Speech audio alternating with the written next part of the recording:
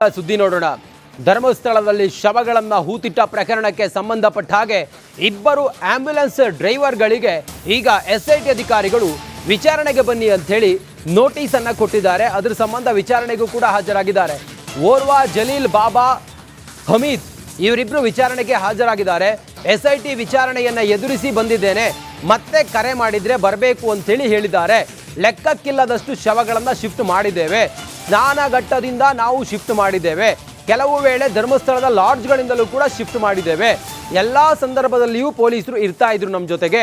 ವಿಚಾರಣೆ ಬಳಿಕ ಆಂಬ್ಯುಲೆನ್ಸ್ ಚಾಲಕ ಜಲೀಲ್ ಬಾಬಾ ಹೇಳಿಕೆ ಕೊಟ್ಟಿದ್ದಾನೆ. ಇವತ್ತು ಎಸ್ಐಟಿ ಕಚೇರಿಗೆ ವಿಚಾರಣೆಗೆ ಹಾಜರಾಗಿದ್ದಂಥ ಆಂಬ್ಯುಲೆನ್ಸ್ನ ಚಾಲಕ ಜಲೀದ್ ಅವರು ಈಗಷ್ಟೇ ವಿಚಾರಣೆಯನ್ನು ಮುಗಿಸಿ ಹೊರಗಡೆ ಬಂದಿದ್ದಾರೆ. ಜಲೀದ್ ಅವರೇ ವಿಚಾರಣೆ ಮುಗಿತಾ? ಜಲೀಲ್ ಬಾಬಾ ಅವರು ವಿಚಾರಣೆ ಮುಗಿಸಿ ಹೊರಗಡೆ ಬಂದಿದ್ದಾರೆ. ಇವತ್ತು ವಿಚಾರಣೆ ಮುಗೀತಾ ನಿಮ್ಮದು? ಮುಗೀತು. ಈಗ ಏನು ಮುಗಿಲಿಲ್ಲ, ಇನ್ನೊಂದು ಅರ್ಧ ಗಂಟೆನ ನನ್ನನ್ನು ಕರೀಲಿಕ್ಕೆ ಫೋನ್ ಮಾಡ್ತೇನೆ ಅಂತ ಹೇಳಿದರು. ಆನಂತರ ಮುಗೀತದೆ. ಇನ್ನು ಅರ್ಧ ಗಂಟೆ ಬಿಟ್ಟು ಫೋನ್ ಮಾಡ್ತೇನೆ ಅಂತ ಹೇಳಿದ್ದಾರೆ. ಅಲ್ಲಿ DOSP ಬರಲಿಲ್ಲ ಅಂತೆ. ಬಂದ ನಂತರ ಮುಗೀತದೆ ಅಂತ ಹೇಳಿ. ಎಷ್ಟೊತ್ತರೆಗೂ ವಿಚಾರಣೆ ಮಾಡಿಲ್ವ? ನಿಮ್ಮ ಮಾಡಿದ್ದಾರೆ. ಏನೇನು ಕೇಳಿದ್ರು, ಏನೇನು ಹೇಳಿದ್ರಿ? ನಾವು ಆಂಬುಲೆನ್ಸಲ್ಲಿ ನೀವೆಂತ ಮಾಡಿದ್ದೀರಿ, ನಾವು ಆ್ಯಕ್ಸಿಡೆಂಟ್ ಆದದ್ದು ಪೇಷಂಟ್ ತಗೊಂಡು ಹೋಗಿದ್ದೇವೆ, ಮತ್ತು ಅಲ್ಲಿ ಶವ ಇದ್ದದನ್ನು ಸಾಗಿಸಿದ್ದೇವೆ, ಅದೇ ಅದರ ಬಗ್ಗೆ ಕೇಳಿದ್ದಾರೆ ಅಷ್ಟೇ. ಮತ್ತು ಏನು ಅರ್ಧ ಗಂಟೆನ ಕೆಲಸ ಉಂಟಂತೆ, ಮತ್ತೆ ಕರೀತೇನೆ ಅಂತ ಹೇಳಿದ್ದಾರೆ. ಜಲ್ಲಿ ಅವರೇ, ನೀವು ಧರ್ಮಸ್ಥಳದಲ್ಲಿ ಶವಗಳನ್ನು ಶಿಫ್ಟ್ ಮಾಡುವಂಥ ಕೆಲಸವನ್ನೇನಾದರೂ ಈ ಹಿಂದೆ ಮಾಡಿದ್ರಾ? ನಾನು ಆಂಬುಲೆನ್ಸಲ್ಲಿ 21 ವರ್ಷದಿಂದ ಕೆಲಸ ಮಾಡ್ತಾಯಿದ್ದೇನೆ. ಆಗ ಪೊಲೀಸ್ ನಮಗೆ ಫೋನ್ ಮಾಡಿದ ನಂತರ ನಾವು ಇಲ್ಲಿಂದ ಹೋಗ್ತಾ ಇದ್ದೆವು. ಇಲ್ಲಿಂದ ವಿತ್ ಪೊಲೀಸ್ ಮುಖಾಂತರವೇ ನಾವು ಹೆಣವನ್ನು ಸಾಗಿಸಿದ್ದೇವೆ ಅಷ್ಟೇ. ಎಷ್ಟು ಸಾಗಿಸಿರ್ಬೋದು? ಅದು ಲೆಕ್ಕ ಎಷ್ಟು? ಧರ್ಮಸ್ಥಳದಿಂದ ತುಂಬ ಉಂಟು ಲೆಕ್ಕ. ಅದಂತ ಹೇಳಿದರೆ ಒಂದು ನೀರಲ್ಲಿ ಬಿದ್ದದ್ದು, ಮತ್ತು ಅಲ್ಲಿ ವಿಷ ಕುಡಿದದ್ದು ಆಗ್ಬೋದು, ಅಂಥದ್ದೆಲ್ಲ ತುಂಬ ಹೆಣ ಇತ್ತು. ಅಂದರೆ ಪೊಲೀಸ್ ಫೋನ್ ಮಾಡಿದ ನಂತರ ನಾವು ಇಲ್ಲಿಂದ ಬೆಳ್ತಂಗಡಿಯಿಂದ ಹೋಗಿ ಅಲ್ಲಿಂದ ಶವವನ್ನು ಒಂದು ಬೆಳ್ತಂಗಡಿಗೆ, ಇಲ್ಲದಿದ್ದರೆ ಮಂಗಳೂರಿಗೆ ಸಾಗಿಸ್ತಾ ಇದ್ದೆವು. ಇವತ್ತು ಒಂದಷ್ಟು ಆರೋಪಗಳು ಬರ್ತಾ ಇದ್ದಾವಲ್ಲ, ಅಲ್ಲಿ ಕೊಲೆ ಆಗ್ತಾಯಿತ್ತು, ಅತ್ಯಾಚಾರಗಳಾಗ್ತಾಯಿತ್ತು ಅಂತೇಳಿ, ಆ ಥರದ್ದೇನಾದ್ರು ನಿಮ್ಮ ಗಮನಕ್ಕೆ ಬಂದಿತ್ತಾ? ಹೌದಾ? ಅದು ಗೊತ್ತಿಲ್ಲ, ಅದನ್ನು ನಮ್ಗೆ ಹೇಳಲಿಕ್ಕೆ ಹೌದು. ನಾವು ಇಲ್ಲಿಂದ ನಾವು ಬೆಳ್ತಂಗಡಿಯಿಂದ ಧರ್ಮಸ್ಥಳಕ್ಕೆ ಅವರು ಪೊಲೀಸ್ ಫೋನ್ ಮಾಡಿದ ನಂತರ ಹೋಗ್ತಾ ಇದ್ದೆವು. ಅಂಥದ್ದು ನಮಗೆ ಅಂದರೆ ನೀವು ಪ್ರತಿಯೊಂದು ಟೈಮು ಕೂಡ ಅಲ್ಲಿ ಹೋದಾಗ ಪೊಲೀಸರು ಇರ್ತಾಯಿದ್ರು? ಪೊಲೀಸ್ ಇರ್ತಾಯಿದ್ರು. ನಮ್ಮನ್ನ ಬಿಟ್ಟು ಬೇರೆ ಯಾರೆಲ್ಲ ಇರ್ತಾಯಿದ್ರು? ಪೊಲೀಸ್ ಫೋನ್ ಮಾಡಿದ ನಂತರ ನಾವು ಇಲ್ಲಿಂದ ಹೋಗ್ತಾ ಇದ್ದೆವು. ನಮಗೆ ಇಲ್ಲದ್ರೆ ಅಲ್ಲಿಂದ ನಮಗೆ ಗೊತ್ತಾಗೋದಿಲ್ಲಲ್ಲ ಅಲ್ಲಿ ಎಲ್ಲಿ ಹೆಣ ಸಿಗ್ತದೆ, ಎಲ್ಲಿ ಇರ್ತದೆ ಅಂತ. ಅವ್ರು ಪೊಲೀಸ್ ಹೋದ ನಂತರ ನಾವು ಅಲ್ಲಿಗೆ ಅವ್ರು ನಂಗೆ ಕರೀತಾರೆ, ಈ ಇಂಥ ಲೊಕೇಶನಿಗೆ ಬನ್ನಿ ಅಂತ. ನಾವು ಅಲ್ಲಿಗೆ ಹೋಗಿ, ಅಂದರೆ ಕೆಲವು ಕೊಳೆತ ಶವ ಇರ್ತಿತ್ತು ನದಿ ದಡದಲ್ಲಿ ಬಿದ್ದು ಅಂತ, ಅದನ್ನು ಇಲ್ಲಿಗೆ ತಗೊಂಡು ಬಂದು ಇಲ್ಲಿಂದ ಮಂಗಳೂರಿಗೆ ಪೊಲೀಸ್ ಬಂದು ಅವರೊಟ್ಟಿಗೆ ಮಂಗಳೂರಿಗೆ ದೇರಳಕಟ್ಟೆ ವೆನ್ಲಾಕ್ ಹಾಸ್ಪಿಟ್ಲ್, ಅಲ್ಲಿ ವೆನ್ಲಾಕ್ ಹಾಸ್ಪಿಟ್ಲಲ್ಲಿ ಒಂದೊಂದು ಇರ್ತಾಯಿದ್ದೆವು. ಅಂದರೆ ಅವರ ಪಾರ್ಟಿ ಸಿಗುವವರೆಗೆ ಅಲ್ಲಿ 8 ದಿವಸ 6 ದಿವಸ ಎಲ್ಲ ಇರ್ತಾಯಿದ್ರು. Okay, thank you. ಇದಾಗಿತ್ತು ಜಲೀಲ್ ಅವರ ಮಾತು. ವಿಚಾರಣೆ ಮುಗಿಸಿ ಬಂದು ಅನೇಕ ಪ್ರಶ್ನೆಗಳನ್ನು ಕೇಳಿದ್ದಾರೆ. ಎಲ್ಲದಕ್ಕೂ ಕೂಡ ಉತ್ತರವನ್ನು ಕೊಟ್ಟಿದ್ದೀವಿ. ಮತ್ತೆ ಅರ್ಧ ಗಂಟೆ ಬಿಟ್ಟು ಮತ್ತೆ ಕರೆ ಮಾಡ್ತೀವಿ ಅಂತ ಕೂಡ ಹೇಳಿದ್ದಾರೆ. ಕರೆ ಮಾಡಿದ್ರೆ ಮತ್ತೊಮ್ಮೆ ನಾನು ವಿಚಾರಣೆಗೆ ಹೋಗೋದಕ್ಕೆ ಸಿದ್ಧರಿದ್ದೀನಿ ಎನ್ನುವ ಮಾತನ್ನು ರಿಪಬ್ಲಿಕ್ ಕನ್ನಡದ ಜೊತೆಯಲ್ಲಿ ಹಂಚಿಕೊಂಡಿದ್ದಾರೆ. ಕ್ಯಾಮ್ರಾ ಪರ್ಸನ್ ಕಿಶನ್ ಜೊತೆ ನಾಗೇಂದ್ರ ಬಾಬು, ರಿಪಬ್ಲಿಕ್ ಕನ್ನಡ, ದಕ್ಷಿಣ ಕನ್ನಡ ಜಿಲ್ಲೆ. ಸುದ್ದಿ ನೋಡೋಣ. ಧರ್ಮಸ್ಥಳದಲ್ಲಿ ಶವಗಳನ್ನು ಹೂತಿಟ್ಟ ಪ್ರಕರಣಕ್ಕೆ ಸಂಬಂಧಪಟ್ಟ ಹಾಗೆ ಇಬ್ಬರು ಆಂಬ್ಯುಲೆನ್ಸ್ ಡ್ರೈವರ್ಗಳಿಗೆ ಈಗ ಎಸ್ಐಟಿ ಅಧಿಕಾರಿಗಳು ವಿಚಾರಣೆಗೆ ಬನ್ನಿ ಅಂತ ಹೇಳಿ ನೋಟಿಸ್ ಅನ್ನು ಕೊಟ್ಟಿದ್ದಾರೆ. ಅದರ ಸಂಬಂಧ ವಿಚಾರಣೆಗೂ ಕೂಡ ಹಾಜರಾಗಿದ್ದಾರೆ. ಓರ್ವ ಜಲೀಲ್ ಬಾಬಾ ಹಮೀದ್ ಇವರಿಬ್ಬರು ವಿಚಾರಣೆಗೆ ಹಾಜರಾಗಿದ್ದಾರೆ. ಎಸ್ಐಟಿ ವಿಚಾರಣೆಯನ್ನು ಎದುರಿಸಿ ಬಂದಿದ್ದೇನೆ, ಮತ್ತೆ ಕರೆ ಮಾಡಿದ್ರೆ ಬರಬೇಕು ಅಂತೇಳಿ ಹೇಳಿದ್ದಾರೆ. ಲೆಕ್ಕಕ್ಕಿಲ್ಲದಷ್ಟು ಶವಗಳನ್ನು ಶಿಫ್ಟ್ ಮಾಡಿದ್ದೇವೆ, ಸ್ನಾನಘಟ್ಟದಿಂದ ನಾವು ಶಿಫ್ಟ್ ಮಾಡಿದ್ದೇವೆ, ಕೆಲವು ವೇಳೆ ಧರ್ಮಸ್ಥಳದ ಲಾಡ್ಜ್ಗಳಿಂದಲೂ ಕೂಡ ಶಿಫ್ಟ್ ಮಾಡಿದ್ದೇವೆ. ಎಲ್ಲ ಸಂದರ್ಭದಲ್ಲಿಯೂ ಪೊಲೀಸರು ಇರ್ತಾ ಇದ್ರು ನಮ್ಮ ಜೊತೆಗೆ. ವಿಚಾರಣೆ ಬಳಿಕ ಆಂಬ್ಯುಲೆನ್ಸ್ ಚಾಲಕ ಜಲೀಲ್ ಬಾಬಾ ಹೇಳಿಕೆ ಕೊಟ್ಟಿದ್ದಾನೆ.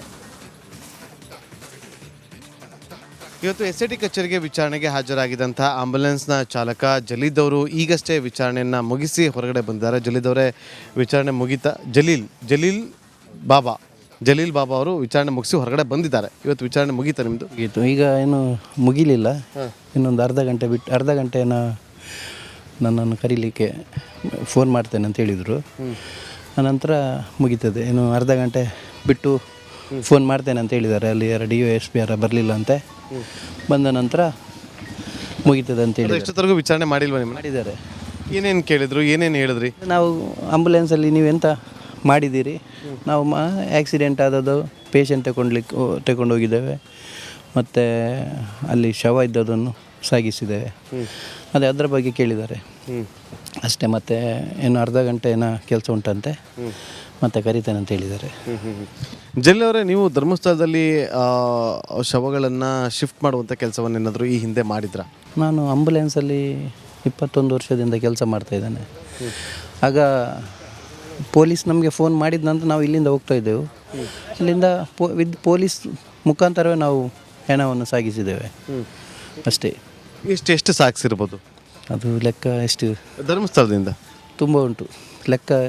ಅದಂತ ಹೇಳಿದರೆ ಒಂದು ನೀರಲ್ಲಿ ಬಿದ್ದದ್ದು, ಮತ್ತು ಅಲ್ಲಿ ವಿಷ ಕುಡಿದದ್ದು ಆಗ್ಬೋದು, ಅಂಥದ್ದೆಲ್ಲ ತುಂಬ ಹೆಣ ಇತ್ತು. ಅಂದರೆ ಪೊಲೀಸ್ ಫೋನ್ ಮಾಡಿದ ನಂತರ ನಾವು ಇಲ್ಲಿಂದ ಬೆಳ್ತಂಗಡಿಯಿಂದ ಹೋಗಿ ಅಲ್ಲಿಂದ ಶವವನ್ನು ಒಂದು ಬೆಳ್ತಂಗಡಿಗೆ, ಇಲ್ಲದಿದ್ದರೆ ಮಂಗಳೂರಿಗೆ ಸಾಗಿಸ್ತಾ ಇದ್ದೆವು.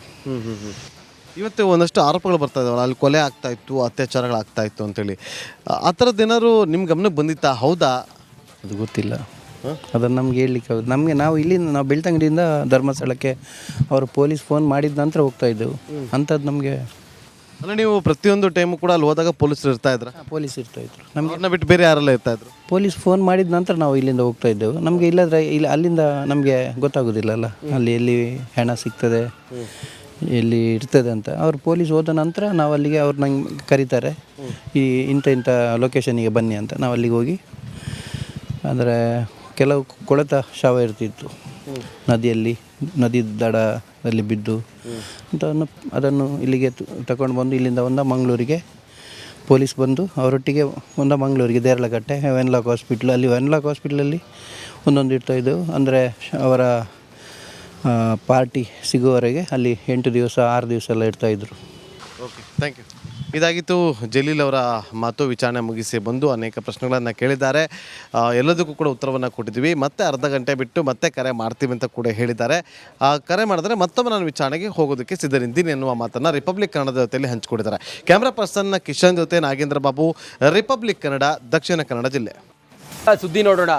ಧರ್ಮಸ್ಥಳದಲ್ಲಿ ಶವಗಳನ್ನು ಹೂತಿಟ್ಟ ಪ್ರಕರಣಕ್ಕೆ ಸಂಬಂಧಪಟ್ಟ ಹಾಗೆ ಇಬ್ಬರು ಆಂಬ್ಯುಲೆನ್ಸ್ ಡ್ರೈವರ್ಗಳಿಗೆ ಈಗ SIT ಅಧಿಕಾರಿಗಳು ವಿಚಾರಣೆಗೆ ಬನ್ನಿ ಅಂತ ಹೇಳಿ ನೋಟಿಸ್ ಅನ್ನ ಕೊಟ್ಟಿದ್ದಾರೆ. ಅದರ ಸಂಬಂಧ ವಿಚಾರಣೆಗೂ ಕೂಡ ಹಾಜರಾಗಿದ್ದಾರೆ. ಓರ್ವ ಜಲೀಲ್ ಬಾಬಾ ಹಮೀದ್ ಇವರಿಬ್ರು ವಿಚಾರಣೆಗೆ ಹಾಜರಾಗಿದ್ದಾರೆ. SIT ವಿಚಾರಣೆಯನ್ನ ಎದುರಿಸಿ ಬಂದಿದ್ದೇನೆ, ಮತ್ತೆ ಕರೆ ಮಾಡಿದ್ರೆ ಬರಬೇಕು ಅಂತೇಳಿ ಹೇಳಿದ್ದಾರೆ.